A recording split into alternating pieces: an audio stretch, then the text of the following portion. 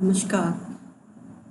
आज हम क्वेश्चंस करेंगे बेसिकली बूलियन अलजेब्रा के ऊपर। कुछ क्वेश्चंस होंगे बूलियन अलजेब्रा पे और कुछ क्वेश्चंस होंगे बाइनरी नंबर्स पे। तो क्यों ना स्टार्ट करें। अब आते हैं हम फर्स्ट क्वेश्चन में। तो what is written here, A V A. आप देख सकते हो ए और ए के बीच में लेफ्ट हैंड साइड में वी का साइन दे रखा है। तो ये वी क्या है? ये वी है आपका और को हम प्लस भी बोलते हैं, यानी ए प्लस ए इक्वल टू ए। इस लॉ को हम क्या बोलते हैं? तो चार ऑप्शन दे रखा है। पहला ऑप्शन है identity law, second is De Morgan's law, third is idempotent law, fourth is complement law.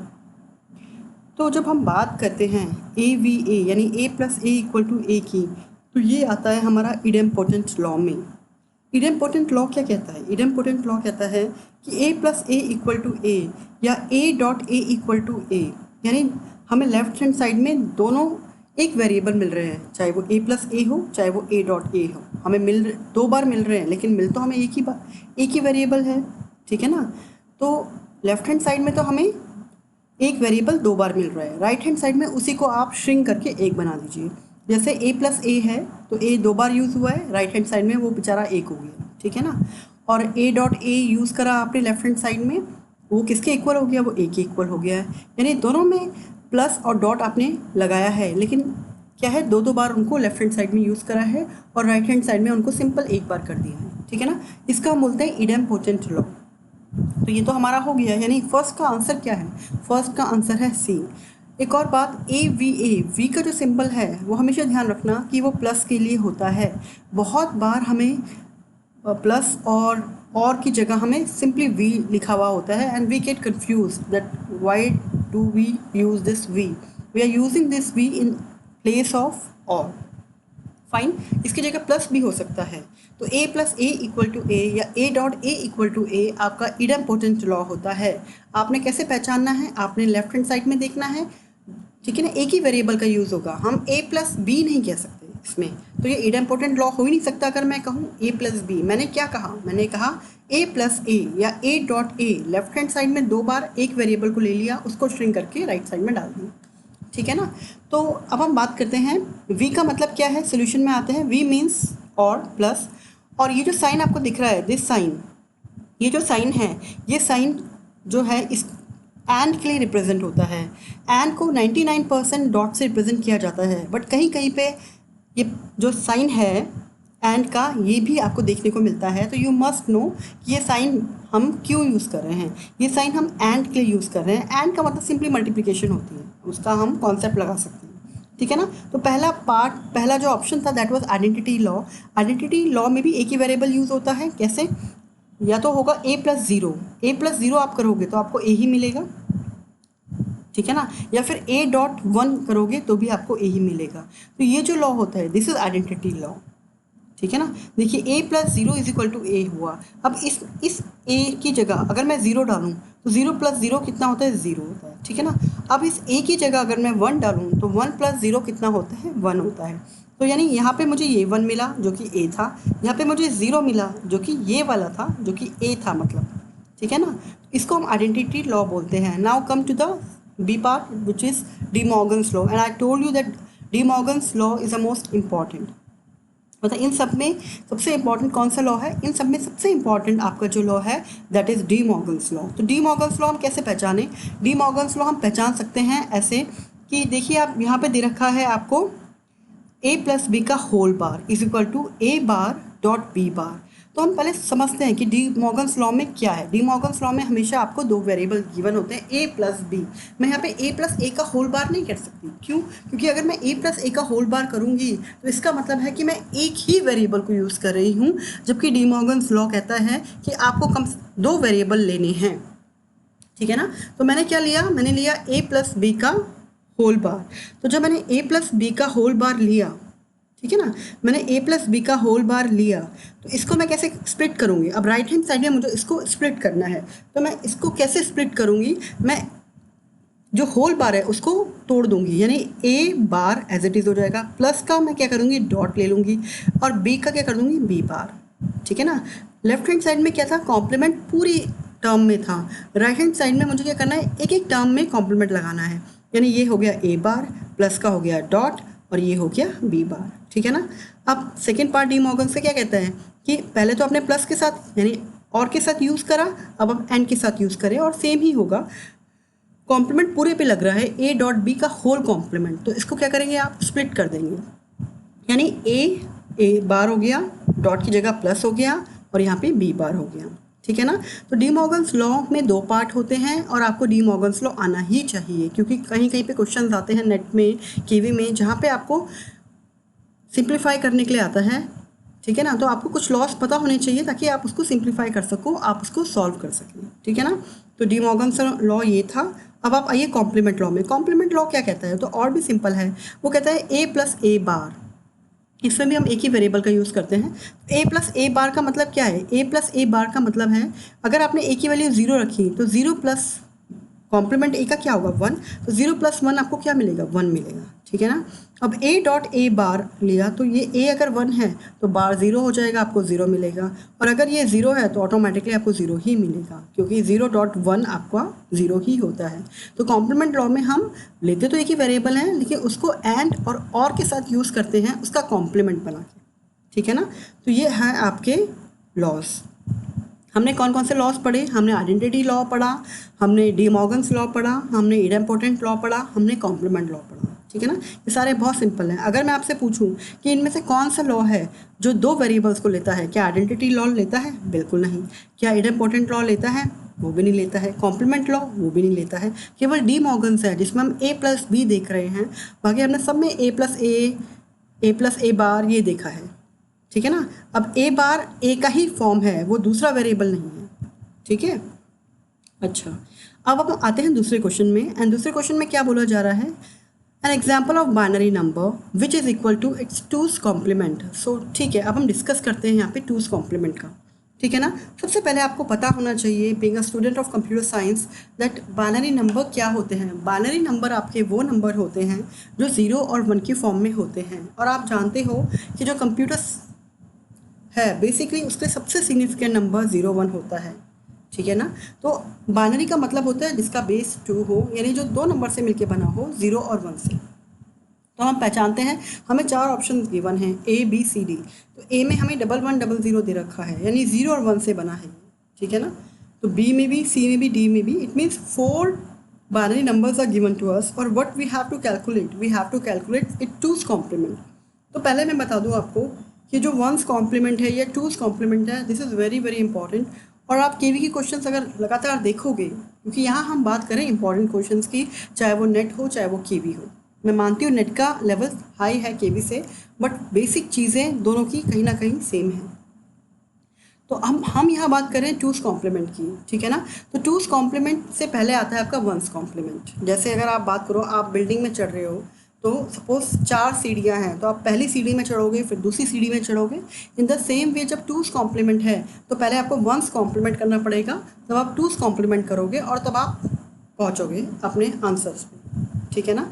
तो यहाँ पे नंबर दे रखा है और आपसे पूछा जा रहा है कि an example of binary number which is equal to its 2's complement, यानी आपको बाइनरी नंबर्स के एग्जाम्पल दिए हैं और बोला जा रहा है कि आप जब इन बाइनरी नंबर्स पे 2's कॉम्प्लीमेंट इम्प्लीमेंट करोगे तो आपको बिल्कुल सेम वही नंबर मिलना चाहिए जो कि क्वेश्चन में गिवन है, यानी 2's कॉम्प्लीमेंट करने के बाद भी नंबर में कोई चेंज नहीं होना चाहिए।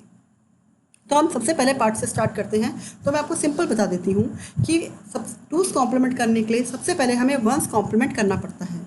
तो जो 1's कॉम्प्लीमेंट होता है इसमें कुछ नहीं होता, आप सीधे कॉम्प्लीमेंट कर दो। और कॉम्प्लीमेंट का अर्थ क्या है, कॉम्प्लीमेंट का मतलब है कि आप अपोजिट कर दो, ठीक है ना। तो पहला क्या दे रखा है, पहला आपको दे रखा है 1 1 0 0।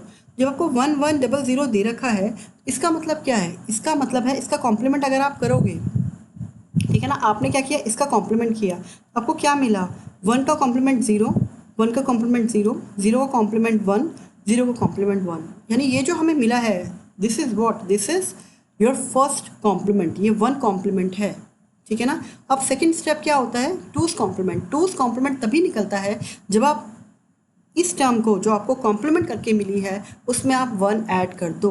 तो यानी 2's कॉम्प्लीमेंट के लिए 2 स्टेप चलने हैं आपको। पहला क्या करना है, जो भी बाइनरी नंबर दे रखा है उसका आप कॉम्प्लीमेंट कैलकुलेट करोगे। कॉम्प्लीमेंट कैलकुलेट करने के बाद सिंपल आप उसको 1 से ऐड कर दोगे, केवल 1 से ऐड करना है।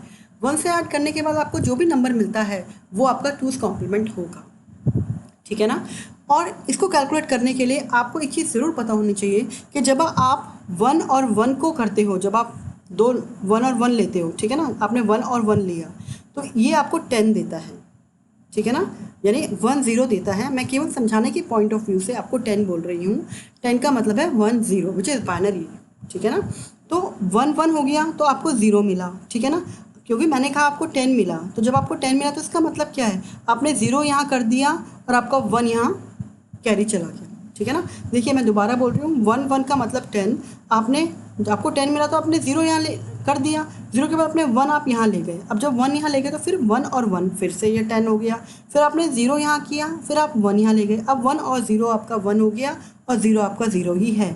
तो आपको 2's कॉम्प्लीमेंट करने के बाद 0 1 0 0 मिला, जो कि गिवन पार्ट से डिफरेंट है, गिवन ऑप्शन से डिफरेंट है। इसका मतलब ये हमारा आंसर नहीं हो सकता। अब आप आ जाइए 1 0 0 1 में, पहले 1's कॉम्प्लीमेंट करोगे, इसको उल्टा करोगे, व्हाट विल यू गेट 0 1 1 0। अब इसमें आप 2's कॉम्प्लीमेंट कैसे निकालोगे, इसमें आप 1 का ऐड कर दोगे। जब आप 1 का ऐड करोगे तो 0 1 1, 1 के नीचे कुछ नहीं सिंपली 1 हो गया, 1 के नीचे कुछ नहीं सिंपली 1 हो गया, और 0 का 0। क्या आपको ये टर्म और ये टर्म सेम मिल रही है? बिल्कुल भी नहीं मिल रही है, ठीक है ना। तो ये भी हमारा ऑप्शन यानी बी भी हमारा ऑप्शन नहीं हो सकता। अब हम सी में आते हैं, 1 0 0 1 0 0 का आप कॉम्प्लीमेंट करोगे यानी 1's कॉम्प्लीमेंट निकालोगे तो 1 का 0 और 0 0 0 का 1 1 1, ये तो निकल गया आपका 1's कॉम्प्लीमेंट। अब आप क्या करोगे, इसको ऐड करोगे 2's कॉम्प्लीमेंट निकालने के लिए। तो आपने जब 1 1 करा तो ये 1 1 क्या हो गया, मैंने कहा था 10 होता है, ठीक है ना। तो 0 यहाँ आ जाएगा, फिर 1 यहाँ आ जाएगा, तो फिर ये 1 और 1 फिर से 10 हो गया, यानी 0 यहाँ आ गया, फिर यहाँ 1 आ गया, 1 और 1 फिर यहाँ 10 हो गया, यानी 0 यहाँ आ गया और 1 यहाँ आ गया। अब की बार 1 को 0 मिल रहा है तो 1 और 0 1 होता है, तो ये 1 आ गया, तो कितना हो गया, 1000 हो गया। आई होप आपको समझ में आया हो। सी इस ऑप्शन आपका करेक्ट ऑप्शन है। कैसे किया, पहले इसका 1's कॉम्प्लीमेंट निकाला, 1's कॉम्प्लीमेंट का मतलब उल्टा कर दो, उल्टा किया तो 0 1 1 मिला, फिर इसको हमने 1 के साथ ऐड कर दिया 2's कॉम्प्लीमेंट निकालने के लिए। तो 1 1 कितना होता है, 10 होता है, तो आपने 0 किया, 1 आपका कैरी किया, फिर 1 और 1 फिर 10 होता है, 0 यहाँ किया, फिर 1 कैरी किया, फिर 1 1 10 होता है, 0 आपने किया, 1 कैरी हुआ और 1 और 0 इस बार आपको 1 देगा। यानी आप देख सकते हो कि ये जो आपका आंसर है, ये this answer is matching with the given term. तो हमारा आंसर क्या होगा, हमारा आंसर सी पार्ट होगा, क्योंकि यही बोला जा रहा है कि आप किसी संख्या का, आप बाइनरी नंबर का 2's कॉम्प्लीमेंट निकालिए और 2's कॉम्प्लीमेंट निकालने के बाद भी आपको वही नंबर मिलना चाहिए जो कि केवल सी में मिल रहा है, इसलिए डी देखने की ज़रूरत ही नहीं है, ठीक है ना। आई होप आपको ये क्वेश्चन भी समझ में आया हो। अब हम आते हैं थर्ड क्वेश्चन में, जो कि बाइनरी नंबर पे है, और ये क्वेश्चन में बोला जा रहा है which of the following is divisible by 4, यानी ये जो ऑप्शन आपको गिवन है इनमें कौन सी संख्या है जो कि 4 से भाग हो सकती है या 4 से डिवाइड हो सकती है। इसको करने के लिए आपको सबसे पहले तो बाइनरी नंबर को डेसिमल नंबर में कन्वर्ट करना आना चाहिए, ठीक है ना। मैं बता देती हूँ आपको, मैं सबसे पहले ए पार्ट को लेती हूँ और इसको क्या किया मैंने, एज इट इज़ लिख दिया। अब लिखने के बाद मैं क्या करूँगी, पीछे से जाऊँगी, ठीक है ना, यानी इस 0 से जाऊँगी, इस 0 को पकड़ूँगी, फिर 0 को इंटू 2 कर दूँगी, फिर उसके सेकेंड लास्ट वाले को पकड़ूँगी, फिर 0 इंटू 2 कर दूँगी, फिर 1 1 इंटू 2 प्लस के साथ मैं यही करूँगी। मैं दोबारा रिपीट कर रही हूँ, पहले मैंने ये टर्म लिखा, फिर मैंने एरो किया। एरो का मतलब क्या है कि मैं लास्ट को पहला बनाऊँगी, यानी लास्ट से मैं स्टार्टिंग करूँगी। तो 0 इंटू 2, फिर plus 0 into 2, plus 1 into 2, plus 1 into 2, फिर प्लस 0 इंटू 2, फिर plus 1 into 2, plus 0 into 2, plus 0 into 2, plus 1 into 2, ये कर दिया मैंने, ठीक है ना। अब मैं क्या करूँगी, अब जब मैंने ऐसा लिखा है तो मैं 0 पावर से स्टार्ट करूँगी, यानी पहले जो 2 मैंने लिखा था उसमें मैं 0 पावर करूँगी, उसके बाद जो लिखा था उसमें 1, उसके बाद 2, उसके बाद 3 पावर, उसके बाद 4 पावर, सो ऑन करती रहूँगी, ठीक है ना। अब इसे करने के बाद ये जो 0 से मल्टीप्लाई हो रहे हैं वो तो कैंसिल हो जाएंगे, बाकी मैं सिंपल सॉल्व कर दूंगी जो 1 के साथ मल्टीप्लाई हो रहे हैं। फिलहाल तो 1 इंटू 2 टू द पावर 2 यानी 4 हो गया, ये 8 हो गया आपका, ये आपका 2 टू द पावर 5 32 हो गया, और ये लास्ट वाला आपका 256 हो गया। अब आप इनको ऐड करोगे तो यू विल गेट 300 और 300 is a number which is divisible by 4। तो हमारा ऑप्शन क्या है? ए है। लेकिन फिर एक और बार आपको ये कॉन्सेप्ट समझाने के लिए मैं सी पार्ट लेती हूँ और इसको सॉल्व करती हूँ। अब हमने क्या किया, देखिए 1 1 1 1 0 0 1। अब मैं क्या करूँगी, पीछे से लिखना स्टार्ट करूँगी, यानी पीछे से लिखूंगी लेकिन उसको मल्टीप्लाई करूँगी 2 के साथ। हर एक टर्म को मैं प्लस करके मल्टीप्लाई करूँगी 2 के साथ। तो यानी 1 इंटू 2 टू द पावर 0, ठीक है ना। फिलहाल तो आप सिंप्लीफाई करने के लिए एक एक टर्म को 2 के साथ मल्टीप्लाई करिए, उसमें कोई पावर ना लिखिए। तो 1 into 2 plus 0 into 2 plus 0 into 2 plus 1 into 2 plus 1 into 2 plus 1 into 2 plus 1 into 2, ये आपने लिख दिया। अब आप क्या करिए, जो पहला था उसके 0 पावर, फिर 1 2 3 4 5 6। आपको पता है कि किसी की पावर अगर 0 होती है तो दैट इज़ 1। तो आप सॉल्व करिए, ये हो जाएगा 8, ये हो जाएगा 16, ये 32 और ये 64। जब आप इन सब टर्म्स को सॉल्व करोगे you will get answer 121 and it is not divisible by 4, ठीक है ना। तो हमारा आंसर ऑलरेडी आ गया था। हमने क्या किया, हमने सिंप्लीफाई करा, डेसिमल नंबर निकाला और डेसिमल नंबर निकालने के बाद हमें पता चला कि ये नंबर जो है डिविजिबल 4 से है या नहीं। और हमने देखा जो ए ऑप्शन है वो हमारा डिविजिबल है बाय 4। फाइन। अब नेक्स्ट क्वेश्चन में आ जाइए। वो कह रहा है द बिट वाइज और ऑफ 35 विद 7।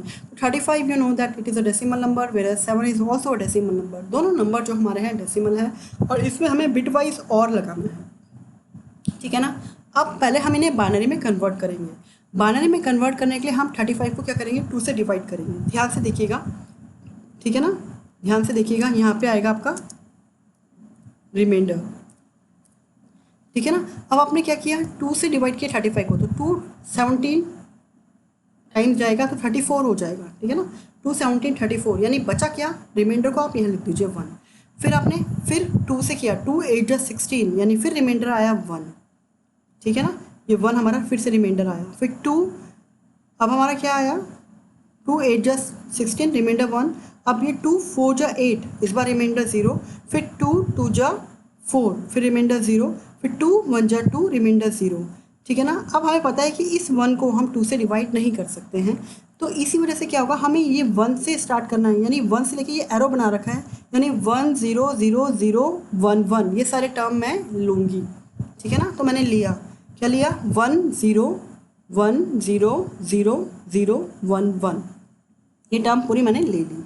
अब जब मैंने ये टर्म ले ली तो मैं इसको बाइनरी में कन्वर्ट करूँगी, जैसे कि आपको पता है, ठीक है ना। ये टर्म लिखने के बाद ये टर्म, ठीक है ना, ये टर्म क्या हो गया, 1 0 0 0 1 1। ऐसे मैंने 7 का निकाला, 7 का 1 1 1 आया, लेकिन क्योंकि पीछे मैं 0 डालूंगी उससे फ़र्क नहीं पड़ेगा, मतलब पीछे कह रही हूँ, मतलब आगे अगर मैं 0 डालूंगी तो कोई फ़र्क नहीं पड़ेगा। देखिए मेरा 1 1 1 आया, 1 1 यानी 2 to the power 0, 2 to the power 1, 2 to the power 2। 2 to the power 0 का मतलब 1, 2 to the power 1 का मतलब 2, यानी 2 + 1 3 और 3 + 4 7। तो ये मुझे 3 टर्म इनफ थी मेरी 7 निकालने के लिए, क्योंकि मेरा जो पहला था 35 को बाइनरी निकाला था वो आया था 1 0 0 0 1 1। तो इसको सेटिस्फाइड करने के लिए इट्स 1 1 के पहले मुझे 0 0 लगाना पड़ेगा। मैं किसी भी संख्या के आखिरी में 0 नहीं लगा सकती, ये आप भी जानते हैं। मैं हर नंबर के पहले ही 0 लगाऊंगी। तो जब मैंने लगाया, अब मैं इनमें ऐड करूँगी। जब मैंने इसको ऐड करा, ठीक है ना, अब मैं ऐड करूँगी इसको, ठीक है। ऐड करने के बाद क्या होगा, ऐड करने के बाद आप देखिए 1 और 1 10, ठीक है ना, 10 हुआ तो यानी 1। अब देखिए 1 1 1 होता है 11, तो फिर यहाँ 1 आ गया, फिर यहाँ 1 कैरी चला गया, फिर 1 और 1 फिर से 10, तो ये 0 फिर 1। अब ये 1 और 0 हो गया तो यानी 1 ही होगा, फिर यहाँ 0 0 है तो 0 और यहाँ 1 0 है तो 1। आप इसका बिल्कुल सेम वैसे ही बाइनरी निकालिए तो 42 आएगा। इसका मतलब सी ऑप्शन है, ठीक है ना। मैं आशा करती हूँ एंड आई होप कि ये आपको समझ में आया हो। कुछ नहीं करना है, बाइनरी निकालने के लिए आपको 2 से डिवाइड करना है, ठीक है ना। जैसे 2 17 34, रिमाइंडर 1, फिर 17 आया है यहाँ पे, तो आप 2 को फिर से 17 से डिवाइड करो, मतलब 17 को आप 2 से डिवाइड करो, सॉरी। तो 2 8 जा 16, यानी 1 रिमाइंडर आ गया, फिर 2 4 जा 8, यानी 0 रिमाइंडर आ गया, 2 2 जा 4, यानी फिर से 0 रिमाइंडर आ गया, 2 1 जा 2, फिर 0 रिमाइंडर आ गया। अब आपने क्या किया, क्योंकि अब 1 तो छोटा है 2 से, तो ये डिविजिबल नहीं है, आप अपनी यहाँ डिवीजन को यहीं पे रोक देंगे। तो आपको क्या मिला, आपको मिला 1 0 0 0 1 1। आप नीचे से लिखोगे, आप ऊपर से नहीं लिखोगे, ठीक है ना। तो ये नीचे से लिखा हमने, तो 1 0 0 1 1। तो ये किसकी वैल्यू आ गई, 35 की बाइनरी वैल्यू आ गई। 7 की बाइनरी वैल्यू ऐसे ही निकाली, तो ये 1 1 1 आई थी, क्योंकि यहाँ पे सारे नंबर्स इक्वल होने चाहिए एडिशन के लिए, तो इसलिए हमने पहले 111 के 0 कर दिया, और हम ऐड करेंगे तो हमें पता है 1 1 कितना होता है 10, तो 0, फिर ये 1 1 1 कितना होगा 1 1 11 होता है, तो यानी 1, फिर 1 कैरी 1 1, फिर 10, फिर यहाँ पे 1 गया तो 1 0 1 0 0 0 1 0 1, तो ये अगर निकालोगे तो यू विल गेट 42, ठीक है ना। अच्छा, अब आप देखिए लिखा है ये क्वेश्चन नेट में आ रखा है, मैं आपको बता दूँ। अब नेक्स्ट क्वेश्चन लिखा है द एब्जॉर्प्शन लॉ, ठीक है ना। अभी हमने बात की थी आइडेंटिटी लॉ की, इडम्पोटेंट लॉ की, डी मॉर्गन्स लॉ की, ठीक है ना, कॉम्प्लीमेंट लॉ की। अब हम बात करते हैं एब्जॉर्प्शन लॉ की, तो हम पहचानने की कोशिश करते हैं। अब आप ए पार्ट देखिए, x plus x equal to x, इसका मतलब क्या है कि दो आपको दिख रहे हैं सेम टू सेम, उन दो को हमने स्ट्रिंग करके राइट हैंड साइड में एक कर दिया। ये एब्जॉर्प्शन लॉ नहीं है, ये कौन सा लॉ है, ये आपका इडम्पोटेंट लॉ है, ठीक है ना। यानी ए पार्ट तो आपको हो ही नहीं सकता, ए ऑप्शन हो ही नहीं सकता। अब आप बी में आ जाइए, एक्स डॉट एक्स यानी क्या है, एक्स डॉट एक्स, फिर से आपको दो कॉपी मिल रही है एक ही वेरिएबल की, इसको श्रिंक कर दीजिए और एक कर दीजिए, यानी ये ए और बी दोनों एक ही लॉ के दो पार्ट्स हैं, और वो कौन सा लॉ है, दैट इज इडम्पोटेंट लॉ, ठीक है ना। अब सी में आ जाइए, सी में क्या कह रहा है वो, x plus x dot y, इसमें दो वेरिएबल्स का यूज़ हुआ है, x plus x dot y, obviously आपको ये एक्स दे रहा है, यानी ये जो सी है ये एब्जॉर्प्शन लॉ होता है, x plus x dot y is equal to x, ठीक है ना। यानी सी जो ऑप्शन है वो आपका एब्जॉर्प्शन लॉ है, ठीक है ना। So A cancel, B cancel and D cancel, what is your answer, C is your answer. इसको अगर मैं सॉल्व करूँ तो ऑब्वियसली मैं कॉमन ले सकती हूँ, तो मैंने एक्स कॉमन ले लिया तो मुझे 1 प्लस वाई मिलेगा, तो 1 प्लस वाई का मतलब क्या है, अगर मैं वाई की वैल्यू 0 रखूँ तो भी मुझे 1 मिलेगा, और अगर मैं यहाँ पे 1 रखूँ तो भी मुझे 1 मिलेगा, ठीक है ना। ये जो 1 1 10 का कॉन्सेप्ट है, या 1 1 का 11 का जो कॉन्सेप्ट है, वो बाइनरी को सोल्यूशन करने में काम आएगा आपका एब्जॉर्प्शन लॉ कैरी कॉमन लेने में ये लॉ आपका काम नहीं आएगा, ठीक है ना।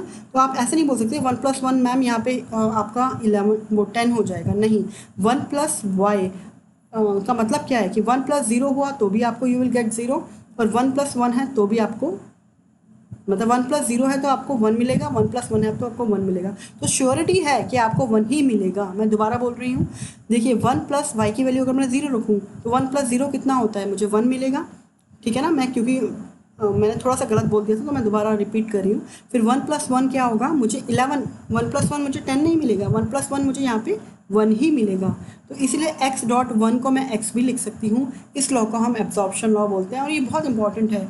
मैंने एक बात नोट करी है कि जो ये नेट के क्वेश्चन होते हैं सिंप्लीफिकेशन वाले, उसमें मैक्सिमम जो आपको दे रखा होता है एब्जॉर्प्शन लॉ दे रखा होता है, और बच्चे कन्फ्यूज़ हो जाते हैं और आंसर निकलते ही नहीं हैं।